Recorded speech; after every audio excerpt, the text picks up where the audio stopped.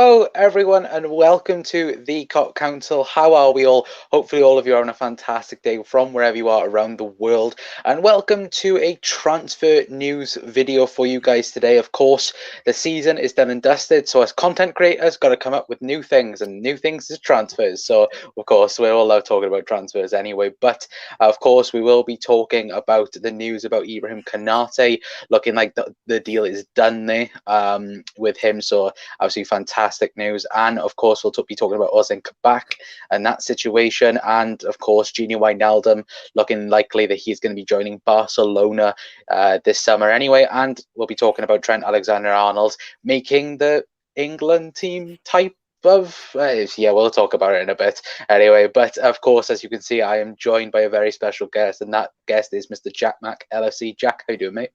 Cheers for having me on, mate. We've got a jam-packed show, which we'll all rattle through all the headlines that have been grabbing the news tonight, mate. But yeah, Reds, hopefully you're all keeping safe and well, and get involved in tonight's show. So it'll be an absolute shocker one after that. Yeah, definitely. It's definitely going to be a chocker one anyway. John, I've seen you in the comments as well. Thank you for being in the comments, my friend, saying, take your time, bro. I did say we are going to be live shortly. And evening, lads. Hopefully you're having a fantastic John. day. What's up, Jack? Says Deep, I'm going to say. I don't want to butcher anyone's name anyway. But like me and Jack are terrible for butchering names. We do very much apologize for that anyway. But let's just get quickly moving on to the news. And the news is, of course, Mr. Ibrahima Konaté, as you can see on your screen right now. Of course, Fabrizio Romano, probably the most reliable person in the transfer world right now, saying Ibrahima Konaté to Liverpool, a done deal. Medicals all already completed days ago. LFC are going to trigger the 35 million euro release clause in the next days and announce the signing from RB Leipzig. Here we go, confirmed. Of course, Fabrizio already saying the personal terms agreed since April 23rd, contract until June 2026. Makendo, as you know, as Jack stated up there, it's a great signing, isn't it? 35 million euros, which will work around, I think, around 30 million pounds, well, in pounds. But we've known for what it's probably a worst kept secret, isn't it, that we're going to be signing, a top class centre back in Konaté. Yeah, spot on, mate. It's interesting how Edwards and Klopp and the Liverpool hierarchy within the football club analyse and look at this transfer.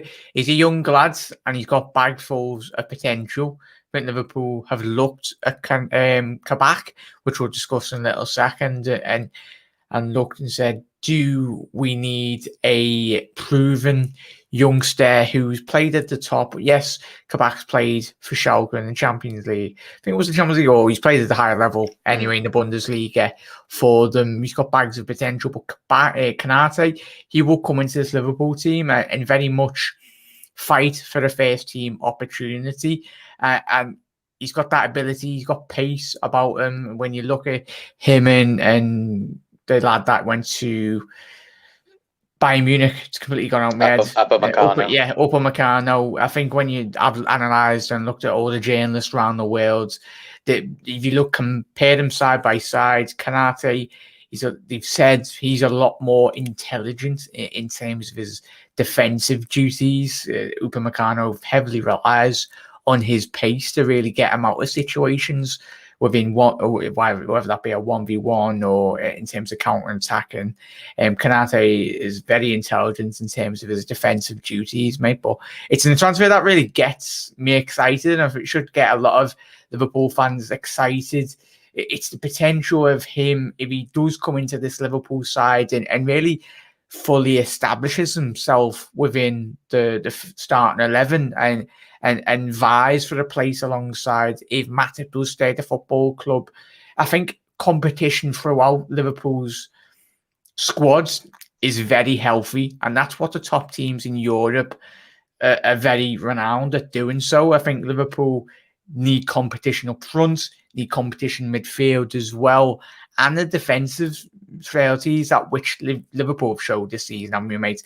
We have not got enough competition and enough depth in quality at the heart of Liverpool's defence. And Konaté, he's young, but he's got a lot of potential, but he's ready made, I'd say. Not a Van Dijk level, but any defender that comes up and partners Van Dijk or Joe Gomez or a Matip, they'll learn so much. Whether that's a Konaté Gomez partnership throughout next season, it's got a lot of possibilities. You've got the possibilities of playing free at the back, which is another option for Jurgen Klopp. I think RB Leipzig, you've played free at the back anyway. They have done for a couple of seasons, and he's got that ability to come into a free at the back with Virgil van Dijk or Gomez at either side of Virgil. There's so many possibilities, and it gives a lot of headaches for Jurgen Klopp, which is good. No, you're absolutely right. And guys, I did point this out, but yeah, that he is coming. But look, yeah, like what Jack said, it brings opportunity for Jurgen Klopp to have a headache on who starts next season. I think we all are hoping and praying that Virgil will be back ready for the start of the season.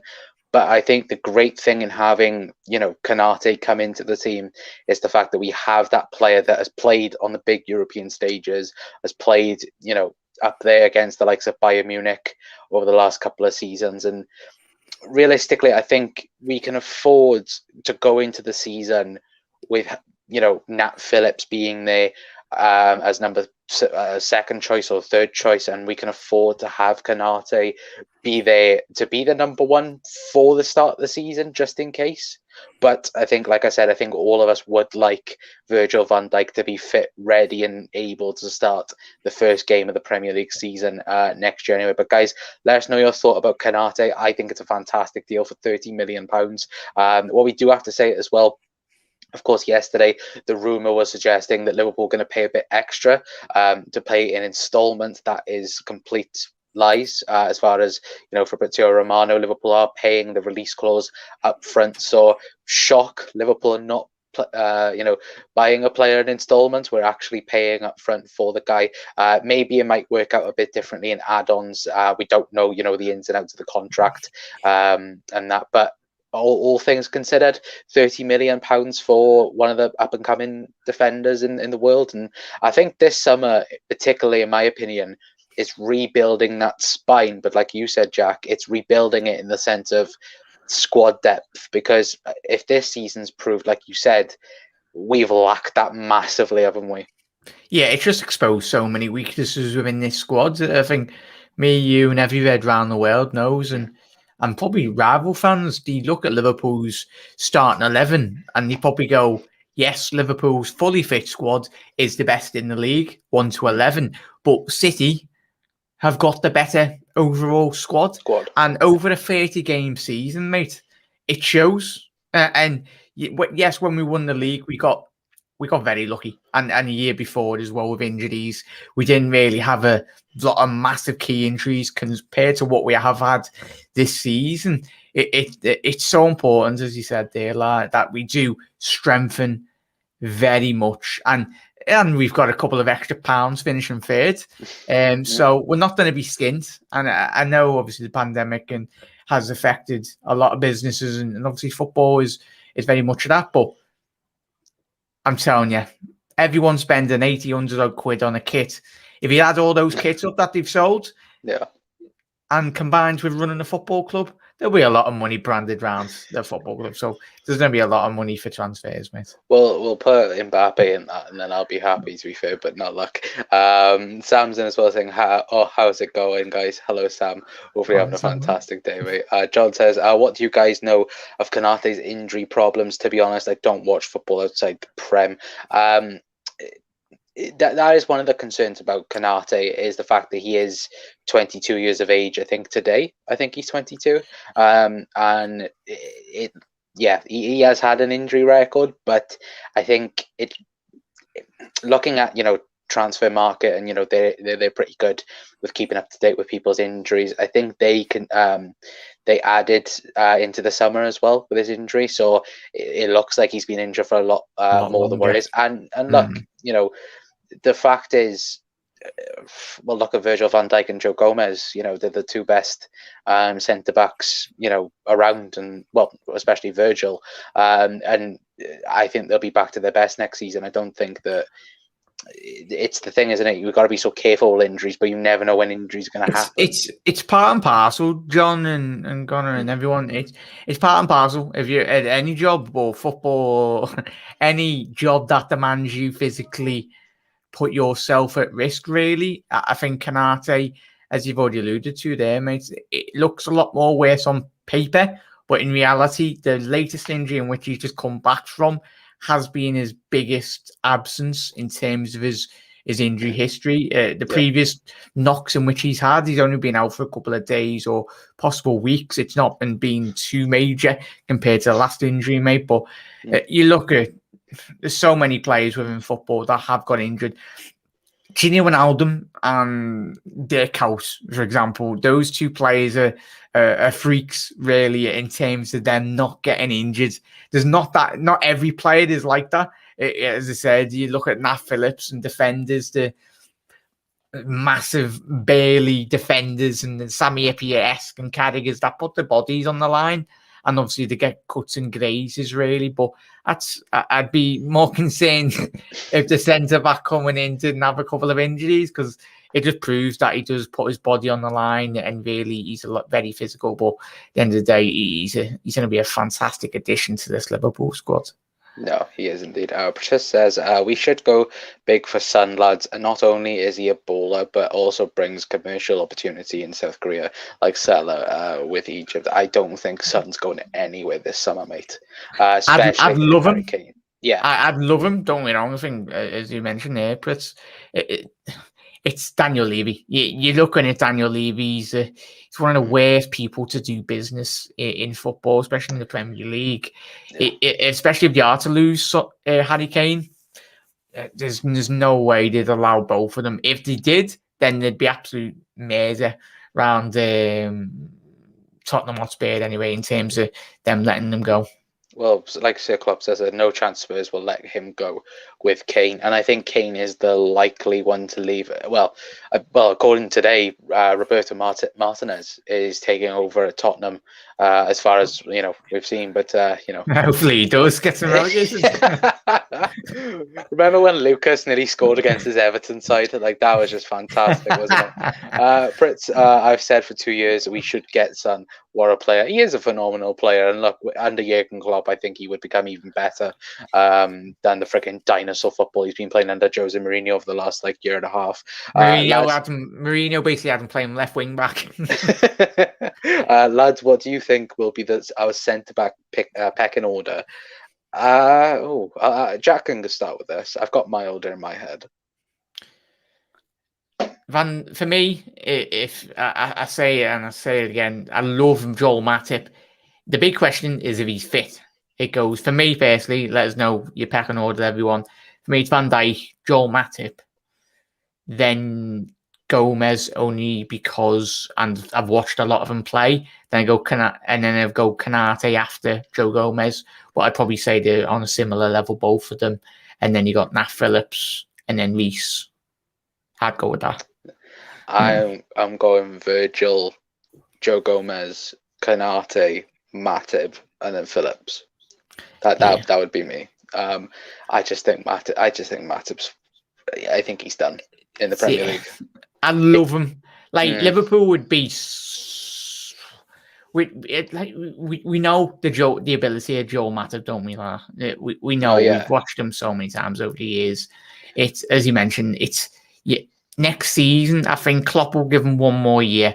I'm not too sure how long he's got in terms of his contract at Liverpool, but if it is another scenario like we have had this year, I think Jurgen Klopp will cut his cloth, really, and just say, Joel, excellent servant to the football club, you need to go, mate. And then obviously he's on a lot of money in terms of transfer fee as well, and especially, as you mentioned, we can't be allowing ourselves at the top of the show, can't be allowing ourselves to being put in a position in which we found ourselves in this year. No way. Yeah, no, we can't. And I think many people would even put Nat Phillips maybe above him, because I think the problem is the fact that, you just said, we can't rely on Matip. Look how many games before he was out for the season he had to keep on getting substituted at half time. and that like it's just not good enough in my opinion. Anyway, it's him and him, Matip and Naby. They've got a massive year coming up. Like those two have got a massive year. There's no doubt on both players' quality. Yes, we've not seen Naby's full potential at a football club, but in terms of them being physically available, I think Shaqiri, I know he's not played a lot of minutes, but that was the big question mark whether Shaqiri could stay fit, and he has. And obviously, it's coincided with. I know a lot of people don't rate Shaqiri, but I love him as a player. He offers that bit of quality off the bench, something that Liverpool do lack. Yeah, no, yeah, absolutely. So Klopp says Phillips' passion will rub off on other players worth keeping around. Yeah, I think next season he's going to sign a contract. Does only have 1 year left after this summer's done with. So, either Liverpool extend it and try and get money for him next season, or we let him go on a free. Of course, I think Burnley might put in an offer in the summer. That was the rumor going around anyway. But time will tell that. And anyway, John says don't want Nat to be sold, though he be fourth or fifth choice. And John also says as well, I'd sell Gomez. I know it won't be liked, but he spends more time in the recovery than playing cash in, while he's still worth a few quid as well. And Seamus Moore is in as well, saying good evening, everyone. Hopefully having a fantastic day. See us anyway. But moving on then to the next topic, we'll talk a little bit more about probably Konaté in a little bit. But moving on then to the other centre-back that's been in the big headline news today, and of course that is Mr. Ozan Kabak not staying at Liverpool Football Club. If I can quickly find the tweet from Fabrizio Romano. It's been everywhere as well, guys. It's not just Fabrizio Romano. Saying all these stuff as well. Everyone and Nan, all the very well respected journalists, they've all got a bit of information on ran with it. Yeah, they do. But let's read out then what he has said. Let me take off the banner as well. There we go.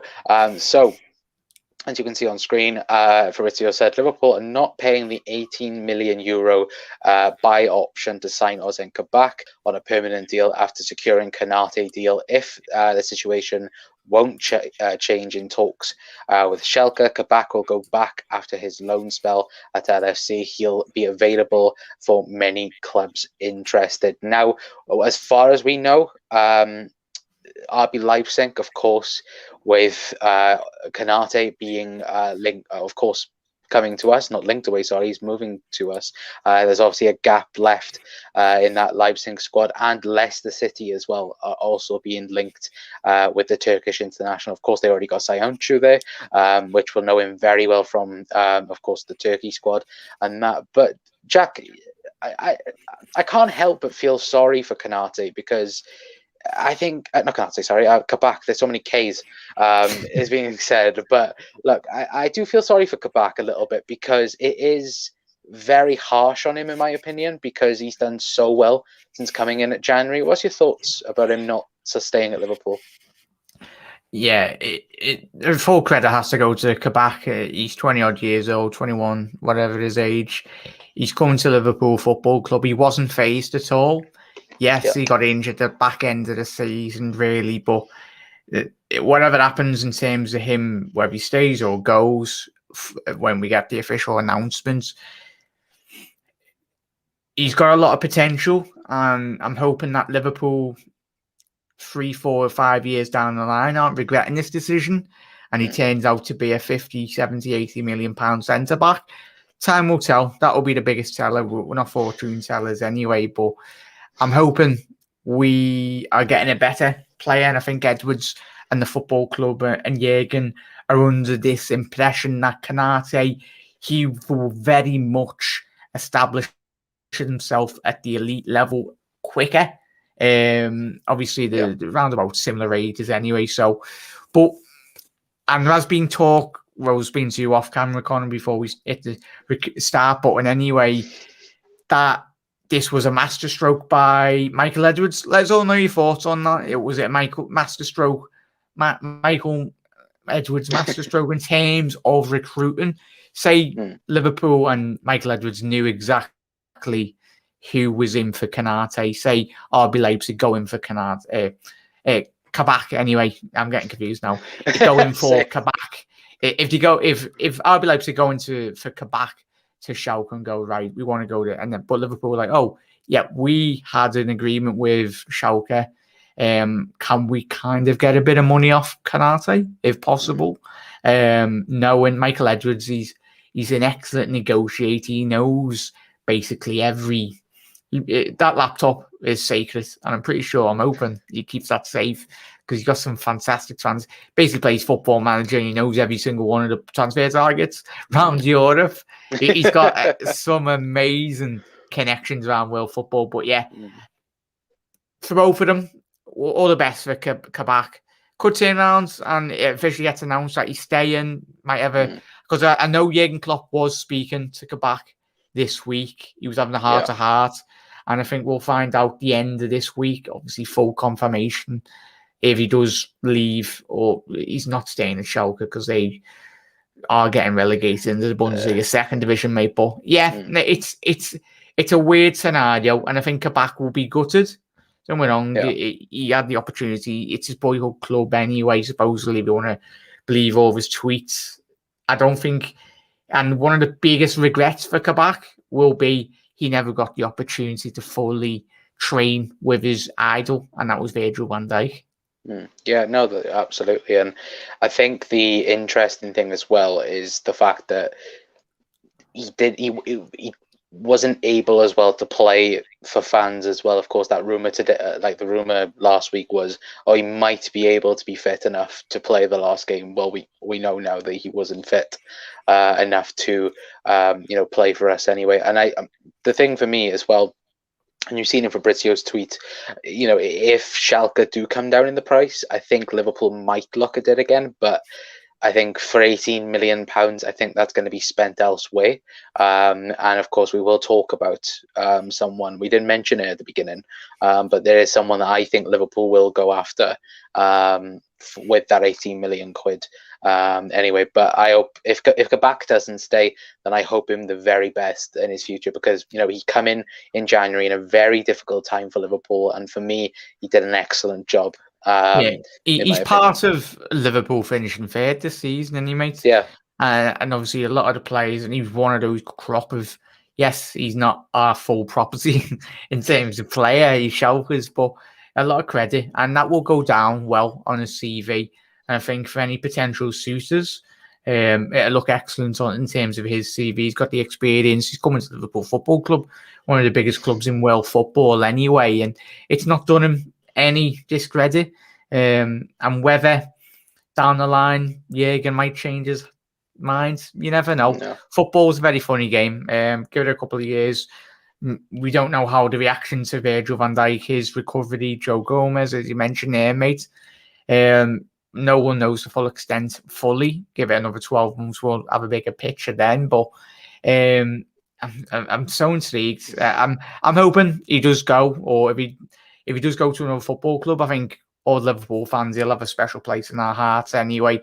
He'll always be a little Scousers anyway, because he played for us. Yeah, 100%. John said, glad we had 6 months to check out Kabak, but he didn't cut the mustard. Helen's in as well, saying evening.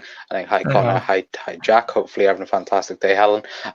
Jeannie's in as well, saying evening Reds. What else we have? People saying hi to Jeannie in the comments. Helen's gone so far next season. It's Trent, Konaté, Virgil, Robbo, Fabinho, Henderson, Thiago, Mane, Jota, and Salah. Liz, I'm forgetting the goalkeeper by you. Are we having Adrian in goal? Or not, we'll have Alisson in goal. Or to be fair, we can take Jota out, put Adrian at striker, put Adrian in goalkeeper, and put Alisson striker. There we go. Yeah, especially if we are playing Burnley or West Brom and need Muffman. So. Well, to be fair, like give me an Alisson back ahead every freaking day of the month. I'm not gonna lie, but yeah, as you can see now, then of course, Mr. Gini Wijnaldum, of course, it was his last game for Liverpool on Sunday against Crystal Palace, and yep. As you can see, Gini Wijnaldum's off to Barcelona. Of course, that rumor has been flying around since about December, January time, where like everyone was like, "Oh, he's going to Barcelona," this, that, and the other. And the worst kept secret in football. Yeah, it's literally like it's Konaté and Gini Wijnaldum to Barcelona is the worst kept secrets for Liverpool this year anyway. But going back to Fabrizio Romano for the final time in tonight's show, he did say that, well, I don't know why there's the gif of Jose Mourinho, but there, I'm not going to lie. But Gini Wijnaldum is set to join Barcelona as a free agent until June 2024. There's nothing agreed with FC Bayern. He wants to sign for Barca. Last details, and here we go soon. So, like we already said, I think it's the worst kept secret in football. With it realistically, and the rumor going around as well as the fact like Messi apparently is signing a new deal, and he rang Gini Wijnaldum asking him to come and play for Barcelona. Don't know how true they are. They're probably a load of nonsense. Probably because he doesn't want to play Gini Wijnaldum for Liverpool again. He got terrorised in the second leg, didn't he? So yeah, he did. Like, seeing Liverpool was in the Champions League. Shit, we got to play them again. Like, maybe, but yeah, Jack, what's your thoughts about Gini? Rejecting Bayern realistically, because I think that this past week, I think everyone's been like, oh, he's going to go to Bayern, and we're like, sound. If he goes to Bayern, he goes to Bayern, but he's going to Barcelona. Yeah, what are your thoughts on him going to Barca? Barca's got an excellent tradition with Dutch players, hasn't it, mate? And I think, yeah, obviously Johan Cruyff and obviously Koeman. There's so many great legendary players and managers that have managed. Rijkaard as well. Obviously, brought Messi through the ranks anyway, given his very first opportunity. So Gini, he's going to go there. He's going to be an excellent player. De Jong would have had a big impact on any potential move as well. Obviously, both of them play at the heart of Holland's midfield, obviously in the Euros as well. So the rekindling that connection, he's going to go to Barca and he's going to absolutely transform their midfield, mate.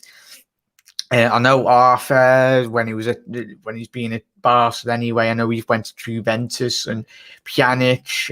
There's been so many midfielders at that Barca side that really struggled to really establish themselves.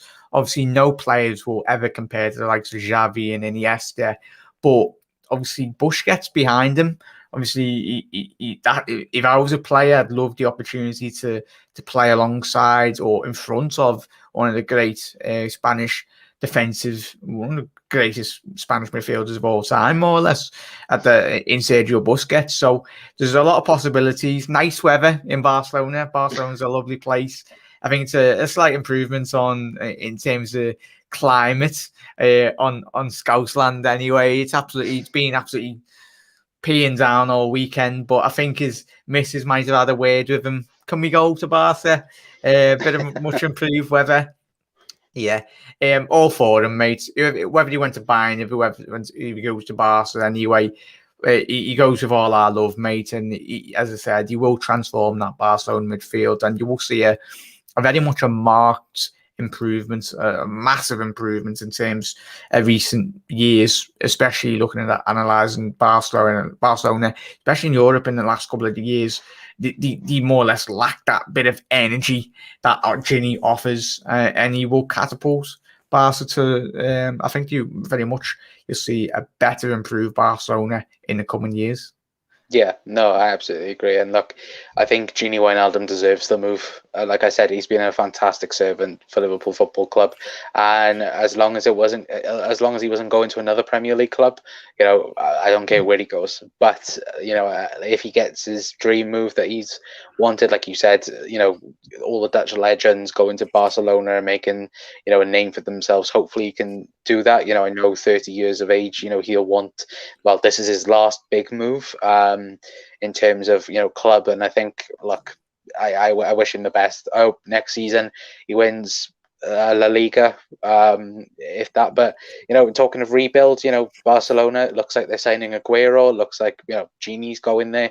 Depay as well looks like he's going to be going to Barcelona. So there's a lot of people going to Barcelona this summer. So yeah, just to play alongside Messi, mate. Like, if we were players, if you had the opportunity, Jesus, any player would jump at the idea, even if it was offering a chance of us to play, or any of us, everyone at home watching, going, oh, you got the opportunity to play alongside Steven Gerrard. Fucking hell, yeah, I'll go for that. Yeah. Helen said, oops, Braveheart, Allison and Kelleher, and someone else as well. Gini says, I'm not sure how much Adrian I can take after this season. Hashtag LFC Gini.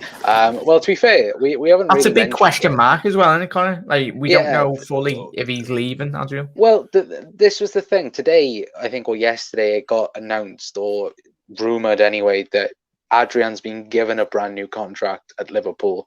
If that's true, then I think the fan base will be very 50-50 and divided on that. I know that from personal experience, and that concerning Adrian. And I'm like this. I'm like, I think for Liverpool is there a better second or third choice goalkeeper out there for us? And Not really.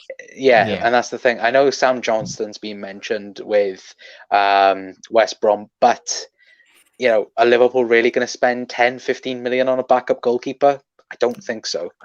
It's like Liverpool haven't done that under Jurgen Klopp. So maybe when we've got our defence settled, lad, and we're a bit more stronger in every aspect of our defence, then I think we'd rather spend a bit more money on the defence and possibly even the attacking midfield, which we'll discuss in a minute. Well, to be fair, Helen's gone. Can you see Barca being paired with LFC in the UCL group as long as they don't get UEFA banned for 2 years? Well, I think they might well do because they're refusing to leave the Super League, but they won't be because I think Liverpool and Barcelona will be in pot 2, I think, but I'm not sure on that. Yeah, because obviously pot 1 is the champions of Z League. So yeah. So I think we'll be in part 2 with Barcelona because they haven't won the league as well. Who can we replace Gini with? We will be talking about that in a little bit. Anyway, I'm not 100% on Basuma, lad. If Klopp did go for him, then I am wrong, says Gini. Seema says Tielemans at Leicester would be my choice as Gini's replacement, but Leicester would demand a lot of money for him. Yes, they would. They would demand a kidney for him and an arm and a leg. Aaron says, well, this season has been eventful. Gonna miss Gini. Can't wait for the preseason games, a game where I can relax. Haha, says Aaron as well. I think that's the same for us as well, mate. I'm not gonna lie to you. But the guy that we're going to mention is this man, Mr. Hosem Aouar. Of course, you guys know if you're a regular on the channel that we do like Mr. Hosem Aouar quite a lot. And today he has been rumored anyway, to be valued at £30 million due to Lyon missing out on Champions League football, which is huge because, of course, like we spoke about earlier concerning Konaté, of course, COVID and, the whole pandemic has cost football teams. And reportedly, Lyon are very much in the mud concerning, transfers and that anyway. But if we can quickly get up a tweet as well, if I can find it, where's it gone? There it is. So the tweet that, the football news, this account it's usually reliable on French football. I wouldn't say don't follow like every single Twitter account because some are just ludicrous, especially Spanish football as well. But it says Hosem Aouar will be available for 22 to 25 million pounds this summer following Lyon's failure to qualify for the Champions League next season. Now, as far as we know, as well, Liverpool have, like someone already mentioned, Bazuma from Brighton, Hosem Aouar, and there are many others as well, probably that we don't even know about as well, especially the I can't think of his name, the guy from Sporting Lisbon that's done quite well this season as well. But Jack, what are your thoughts on Hosem Aouar? I know that I've said that he'd be a pretty good Gini replacement, but for £30 million, I think it'd be a right deal. What's your thoughts? Yeah, we have to be in the discussion anyway. A player that ability, still very young. We're talking about Liverpool wanting experience as well as quality. He offers both for that, because if someone's so young, still in his playing career as of yet, he's played so many games for Lyon. He was the captain, was he? For the captain. Yeah, he's the captain. Captain. So when you look at when Gini come in and you look at players that have come to Liverpool, we more or less, some of them have been captains, and Liverpool need leaders, not just Jordan Henderson. We need leaders within every position at a football club in terms of that experience, the knowledge of the game, his maturity as well. For someone still so young, he's very mature in terms of the way in which he plays his football. He was playing when he beat Manchester City, that great Manchester City side anyway, knocked them out of the Champions League not too long ago. So for someone so cheap, obviously due to the contract length in which they've got, and obviously the fiasco in which is happening at the minute in Ligue 1, in terms of the money that is circulating, obviously the TV deal in which collapsed, it very much crippled a lot of teams in and around. You only have to look at the managers in which are switching seats. I think is it the Leo or whoever the manager he's moving to Nice, and the Leo manager, which is a bit of a mad move anyway. But it's just a power shift in terms of which club has the most money, more or less. If it's not PSG, then it obviously goes down to the pecking order in terms of what team has the most money and spends the most money. So yeah, I'm hoping we do sign him, mate. He's got bags of ability. There's no that everyone knows the attributes in which this lad has, and I think he'd suit the Premier League very well. He's very good technically in terms of keeping hold of the ball. He's small frame as well. He's not a tall player. He's very petite in terms of his ability. But what I love when the clips in which I've seen the odd Leon game there on BT, he really takes the ball by the horns in terms of something that when we've watched Liverpool this season, everyone, we failed to really have that player. If it's not Thiago, if it's not Trent, we haven't really got a player of that ability that can actually open up a game. And I think Aouar very much has the tools to do that. Yeah, no, we need that.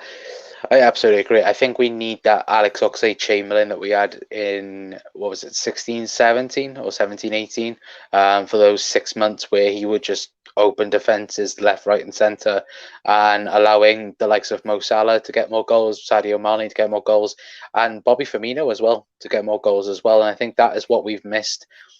Crucially, we need someone, and I know this sounds easy to say, but we need someone like that Kevin De Bruyne that can either ping a ball in like Thiago, but Thiago does that anyway, or we do need that player that will run at defenses and take that option, to break down to the defense. Because I feel like with Gini and Thiago has that, like, he's done it for the last 10 games of the season. He's been fantastic breaking down defenses, but when you pull Thiago out of that, I feel like it's too early for Curtis Jones to do it, because you're relying so much on a young lad. And then with the rest of the midfield, Milner, he's not really that type of player. Ox isn't there right now in terms of, doing that. Naby injured all the time. And then I say that I love Naby Keita, but he is getting on my nerves in terms of injuries. But just always on crutches, lads.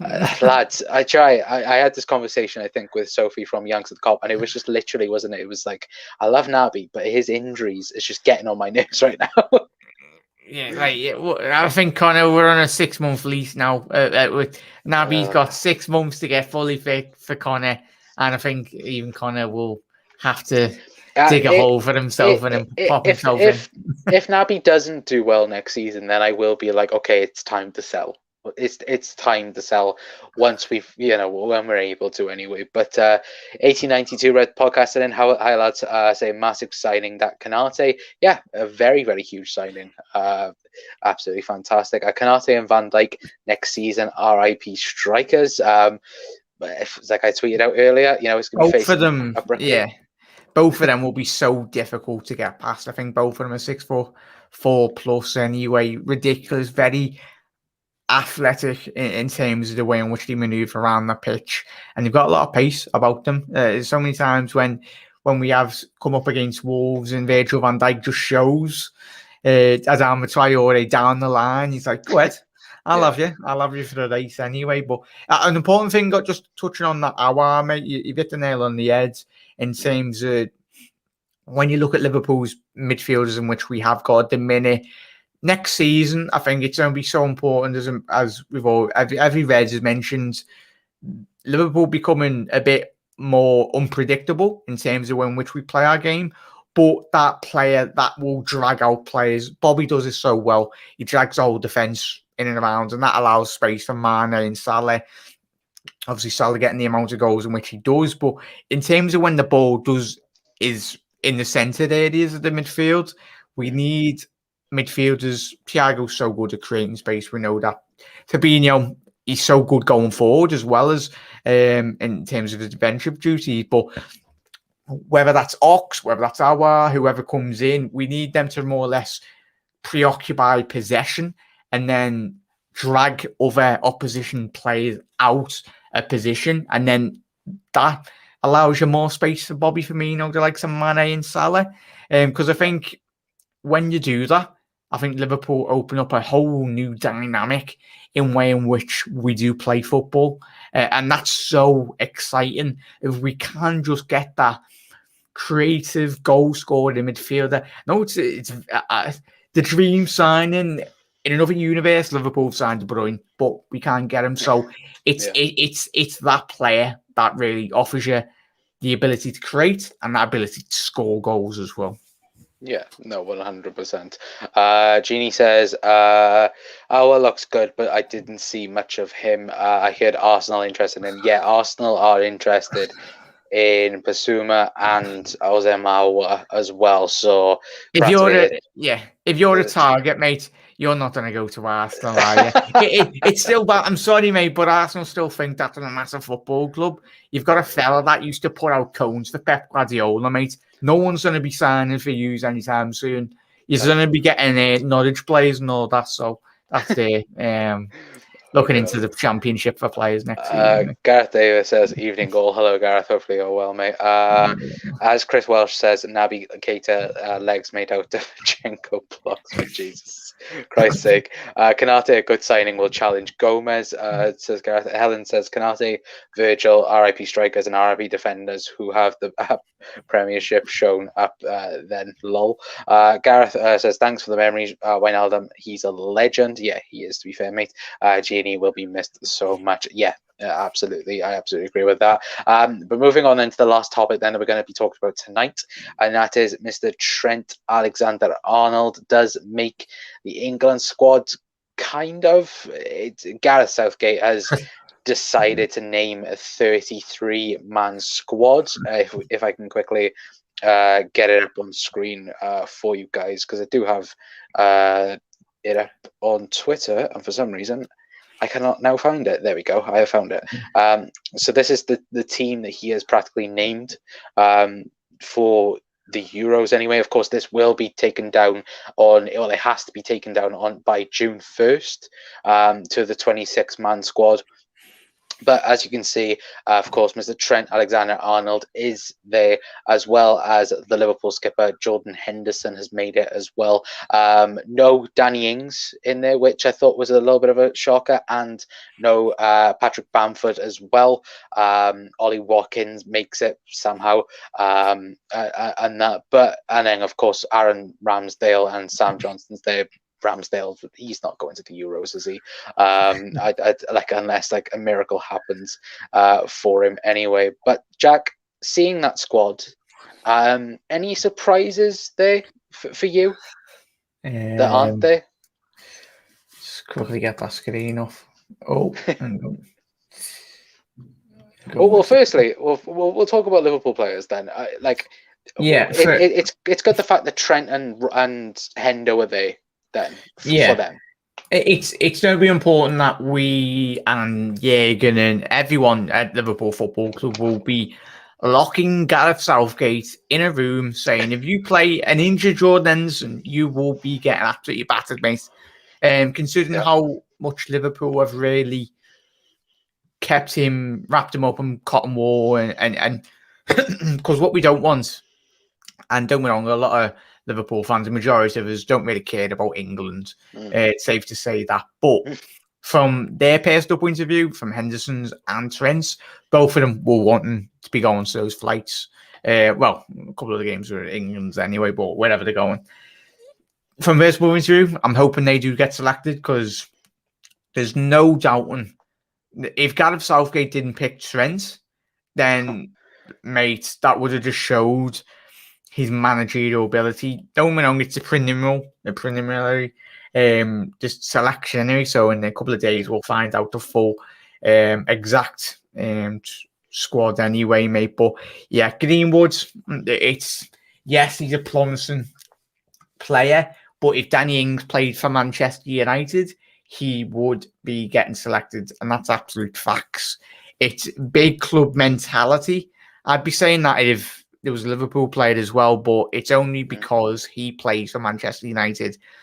Greenwood, I really do rate him as a player. He's probably one of the most clinical finishers in terms of, I was watching an interview before of Sir Alex Ferguson talking about him and one of the most biggest prospects in world football at the minute in terms of his age bracket.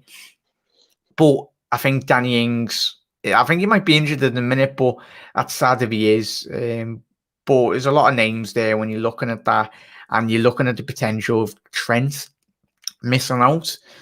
Yeah, it just shows the ability. And it's just going to be a case of if England do go a bit more cautious and go 5 at the back, which I think we will if Harry Maguire doesn't go. So it's you're meant to be going to these tournaments selecting players that the rest of these European players go, oh, I'd hate to play against him. You're telling me, and it's defensive and attacking players within Spanish squad and Germany. You won't look at that squad and go, oh, Reece James is playing right back, I'm scared. If you put Trent in there, they're absolutely shit in the pants, mate. Yeah. And they're just, whoa, that puts the opposition players on edge. And if he doesn't go Trent, sounds, keep him safe and keep him wrapped up in cotton wool. Let him enjoy his holiday with his family and have him fully charged for next season, mate. But yeah, the crunch day will come next week, and there'll be a lot of players missing out with that England setup that will be like, how have they been left out? Yeah, well, look, I think Jack hit the nail on the head. I think all of us are being selfish, and rightfully so. None of us want Trent to go to the Euros. None of us want Jordan Henderson to go to the Euros. But looking at an unselfish point of view, both of them want to go and represent their country because in many people's eyes, that's the highest level in football, representing your country. Now, like Jack said, if you don't pick Trent Alexander-Arnold, who is a Champions League winner, a Premier League winner, and whenever anyone speaks about Liverpool, Trent is one of the first names being mentioned to Liverpool. The fact that Gareth Southgate isn't going Trent's the first right back on the team sheet, that for me is shocking enough. It's this debate and notion, mate, that everyone goes and analyses. Trent can't defend. That's false. Just look at the stats, man. 1v1, he's probably up there in whatever charts or ratings you want to look at. XG shite, whatever, whatever people are analysing these days. But at the end of the day, if you're a manager, don't be wrong, Trent, yeah, you look at that. But if I'm looking at it in terms of if I'm a manager like Klopp and all those fans, I'd much rather want an attacking mindset. Yes, you might concede a couple of goals, but you want to put your side on the back. You want to put the opposition players and defence on the back foot. And if you've got a Trent, he just literally just puts, in the space of a second, like we've seen at Liverpool when he's come through the ranks, he will literally put the opposition team on the back foot. Forget about defending. He will literally play a over-the-top ball, whip the ball behind the back of the defence. And you're telling me Harry Kane would not want Trent whipping him in balls from that right-hand side? If I'm Harry Kane, I'd be banging the drum for the next couple of hours, next couple of days to say, Gareth, you've honestly got to put Trent in this lineup. There's no better player in English football apart from in terms of delivery. I'm talking English players. James Ward-Prowse, phenomenal delivery of the ball, and Duncan Starters. I felt he should have really got into the squad really over some of those midfielders. Jude Bellingham, I'm excited to see him, but mate, it really gets to me like this notion that Trent can't defend. I'm sorry, mate, but we're not playing Trent as a defensive right back. We're playing him in a system that predominantly attacks opposition. Sorry if you're watching Park the Bus shite or defensive Brexit defense. Well, that's the thing, though, isn't it? You know, the fact at the end of the day, England are not, like, obviously I'm not English, I'm Welsh, but like I'll take interest because it's Liverpool, Liverpool players. But the fact is, spot on there, Ginny. I'd agree with that. Yeah, my country is Liverpool. Yeah, we're all Liverpudlians. We don't like international football. But the thing is, England are going to go into this tournament not put like, and everyone's like, are they going to play 3 at the back? They're going to play 5 at the back? Is it going to be 4 at the back? You already know for a fact it's going to be 5 at the back because Gareth Southgate doesn't have that level of managerial prowess where he can go, okay, we're going to play 4 and then we're going to transition into a 5. He can't do that. He's a championship manager and that's it. It was the same when we had Sven, mate. Like, Christ. You had Paul Scholes, you had Gerrard, you had the Beckhams, you had Scholes, Lampard and Gerrard. Play a 3 in midfield. I'm sorry. Just play a 3. You don't have a clue, mate. The thing just go like, I'm surprised. The one time in the next, I'm saying England would win a competition in the next 100 years. Probably waiting 166 years for England to win the next tournaments, because all these managers haven't got the balls to actually go and attack opposition international teams. Yes, we might concede goals, but I'd much rather see the like sort of, as much as he's an absolute pain to me to see him in a Man City shirt, Foden. I wish he was Scouse because phenomenal player. But you probably have, because Southgate will probably have Foden sat behind his halfway line. You only have to watch City this season, and City's come as that side.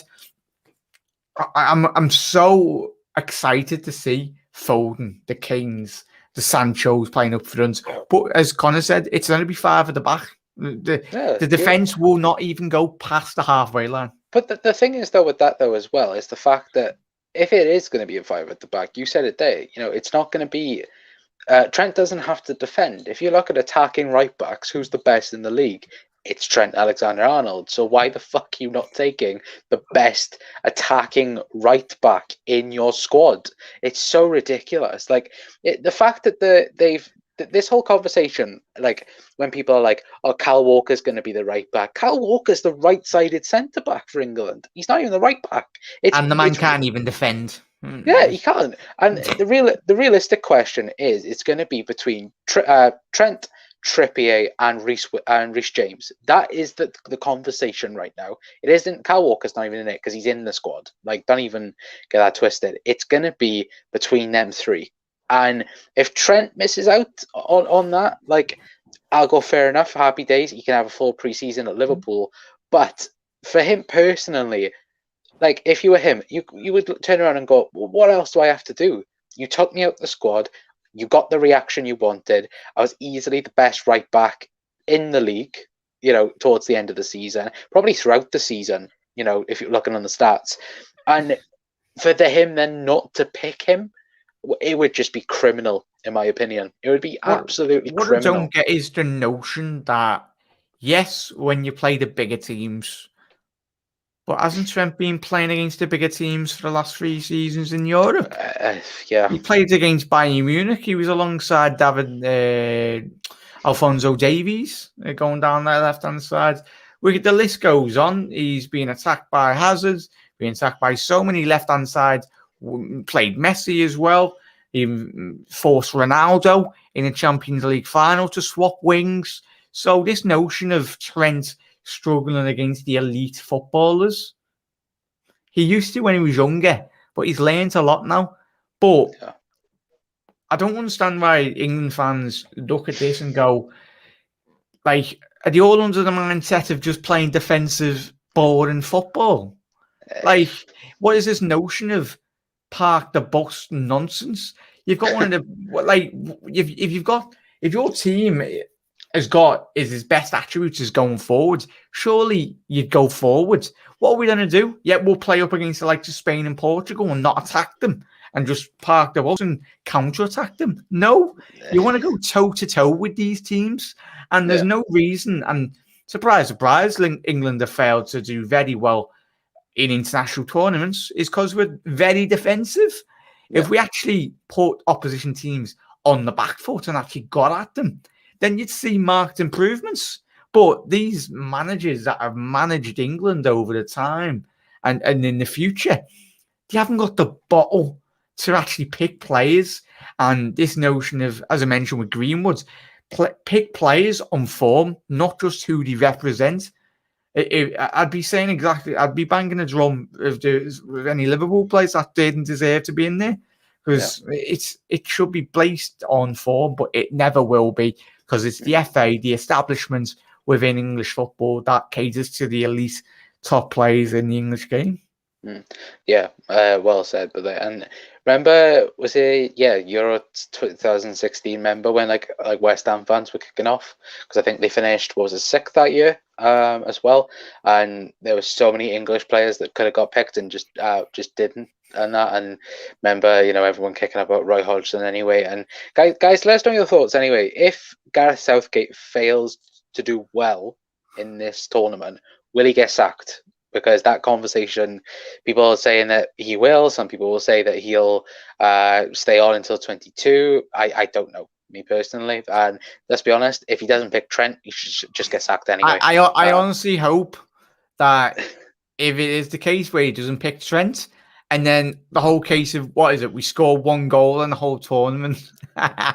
The cry will be, oh, there's no creativity within the right-hand side. So, you've just left the best right back in real football at home. But Gini says Trent improved a lot defensively. Man, you fans keep saying Rashford got 2 against him, but that was his debut. Look, and like Jack said, he was young. Like, he's learnt a lot in the last 3 years, and now he is the best right back in world football. Don't care what anyone says. He is the best right back in world football. Yeah. Don't think there is anyone out there that can't even get it to his level. But guys, we're going to leave it there for tonight. We have been going, I think, for an hour. Yeah, we've been going for nearly an hour.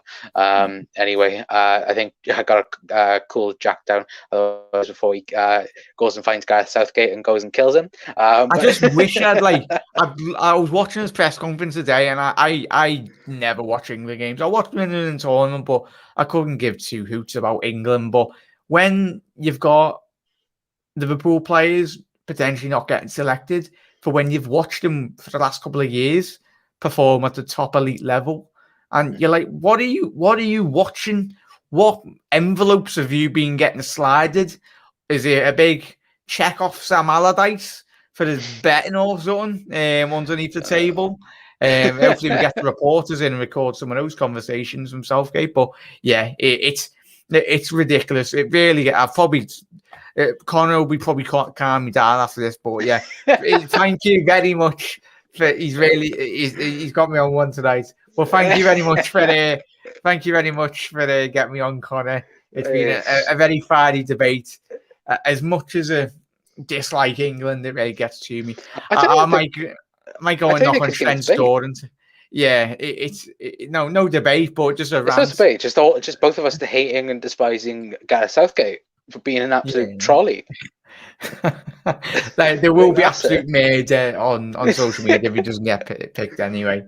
But Serious World says Southgate will probably stay World Cup next year. Sam says 100% sacked. Gini says, nice one, lads. Have a good evening, everyone. You never walk alone. Alan says, with Virgil, Konaté, and Trent and Robbo, can you see Salah scoring 30 or 40 Premier League goals only next season? He could anyway. But and then Simon says, take care, everyone, as well. Yeah. So guys, we're going to leave it there anyway. We have, of course, been talking about Konaté, Kabak, Gini Wijnaldum, and of course Trent Alexander-Arnold. We did mention them as well, Hosem Aouar as well. So if you guys want to go and watch, all those things, please go and do so as well. If you're watching on repeat, if you could do me the massive favor, then please give the video a like. It's very much appreciated if you could always do that. And also as well, if you're new and viewing us for the first time, then please hit that subscribe button, and don't forget as well to go over to Jack's channel and hit that subscribe button as well on both channels as well. But cheeky little plug there. But yeah, Jack, got anything else to say before we head off? Yeah, I'm just gonna find the email. I think there's an email on the FA website where you can email Gareth Southgate. I just want to Oh debate no. with him. I just want to discuss what you see in Reece James as his right back. But yeah, thank you very But much for letting me come on, Connor. I'm going to hunt Gareth Southgate down and then have a good discussion about right backs with him. So yeah, oh I'll probably no. bring Big Jürgen with me. You can probably put him on a coat hanger or something, Jürgen. Put Southgate on a coat hanger. But everyone, have a lovely rest of your night, Connor. Thank you, as I said, for letting me come on. It's Probably a pleasure, I'm man. gonna natter the ear off yet tonight when we're playing FIFA. So yeah, and I will be sending that email to Gareth Southgate. Make sure, yeah. But yeah, absolute pleasure having you on, man, as always. And look, guys, like I said, please go and subscribe to Jack. Please subscribe here first if you haven't already. Exciting news about Ibrahima Konaté. It looks like he is going to be confirmed as a Liverpool player, hopefully by Friday. That is the hopeful plan anyway. Before Friday, he will get announced as a Liverpool player. As soon as we find out that he is officially confirmed, then we will bring it to you, of course, anyway. But until next time, guys, that is going to be it from us. I've been Connor from the COP Council, and we will see you